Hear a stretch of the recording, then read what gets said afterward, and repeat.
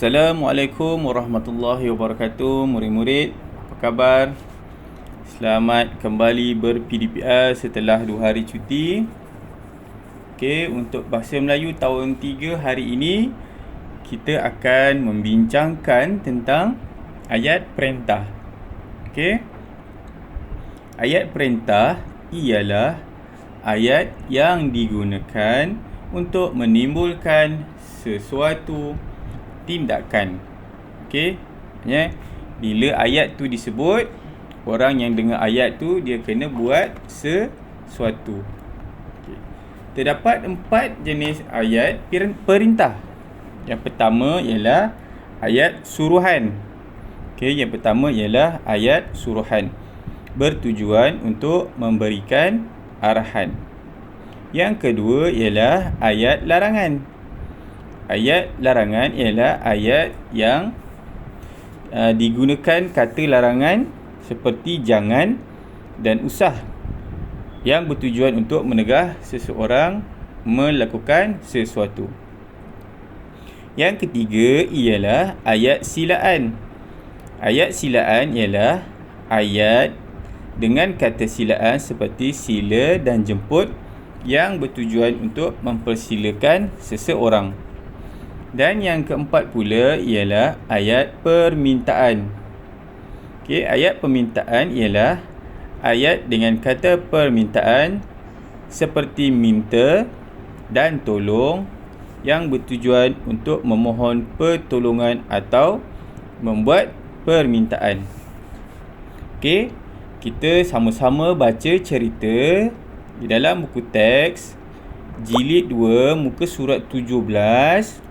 Kemudian kita kena pasti jenis-jenis ayat perintah dalam cerita tersebut berdasarkan warna pada ayat yang terdapat di dalam buku. Okey, sila buka buku teks muka surat 17. Okey, murid-murid, sudah buka buku teks muka surat 17. Tengok cerita tersebut.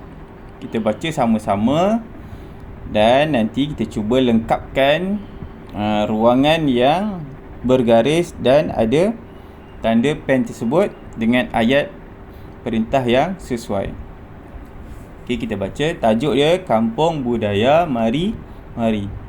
Hanif dan Nabila telah mewakili sekolah dalam lawatan ke Sabah. Pada hari kedua lawatan, mereka ke Kampung Budaya Mari Mari di Inanam, Sabah. Minta perhatian semua. Okay, nampak warna ungu? Ayat tu warna ungu, maksud dia ayat permintaan. Ada perkataan minta. Okay, seterusnya di sini kita akan melihat kehidupan dan budaya 5 etnik utama di Sabah, iaitu Kadazan Dusun, Rungus, Lundayeh, Bajau dan Murut. Baiklah murid-murid, sila beratur sebelum masuk ke dalam. Kita tengok murid-murid, ayat tu dia warna merah. Sila beratur sebelum masuk ke dalam. Ayat jenis silaan sebab dia perkataan sila. Tunjukkanlah kelakuan yang baik sepanjang lawatan ini. Ayat tersebut diwarnakan dengan warna merah untuk menunjukkan sebagai ayat suruhan. Usah sentuh barangan yang dipamerkan. Ayat tersebut diwarnakan dengan warna biru untuk menunjukkan sebagai ayat larangan. Terdapat perkataan usah pada permulaan ayat. Hanif, apakah lagi peraturan lain semasa berada di sini? Okay. Kita boleh buat ayat. Kita tengok perkataan jangan tu diwarnakan dengan warna biru. Jadi ayat larangan. Okey, jadi contoh ayat larangan tu kita boleh buat jangan buang sampah merata tempat. Okey, tu kita boleh guna jangan buang sampah merata tempat. Seterusnya, buanglah sampah di tempat yang disediakan. Diguna warna hijau iaitu ayat suruhan. Buanglah sampah di tempat yang disediakan. Tolong jaga kebersihan. Okey. Kita boleh buat ayat tolong jaga kebersihan. Dia gunakan warna ungu untuk menunjukkan ayat permintaan. Okey. Baiklah, nanti saya akan beritahu kawan-kawan tentang peraturan tersebut. Baiklah, mari kita masuk ke dalam rumah itu.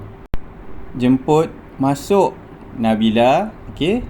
Digunakan warna merah untuk menunjukkan ayat silaan. Okey, kita boleh tulis nanti jemput masuk Nabila. Okey, itu saja.